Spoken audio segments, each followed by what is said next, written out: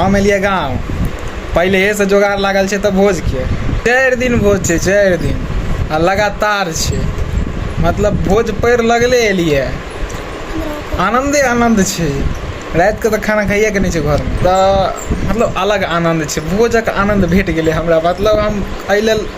बेसब्री से इंतजार करै छियै एहन टाइम में एलिए जे टाइम में 4 दिन एकदम लगातार भोज छै एकदम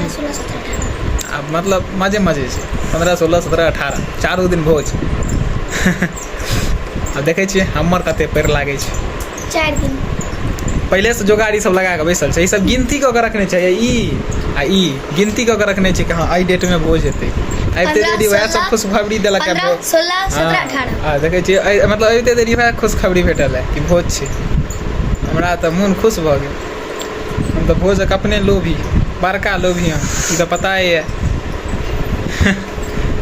एहन एहन ककरा संगे होइए जे गाँव आबे देरी भोज के खबर पड़िए हमरा तऽ भोजक खबर खूब जल्दी पड़ल छलै एना हमरा ई बात पताओ छलै कि भोज होय वाला छै लेकिन एना नहीं पता छलै लगातारे भऽ जेतै 15 25 16 मस्त छै आइ नहीं छै खाली 18 आइ चलू खत्म करै छै वीडियो अगला वीडियो में मिलै छै अहाँ सबके संग ताबे तक नमस्कार प्रणाम अपन आशीर्वाद बने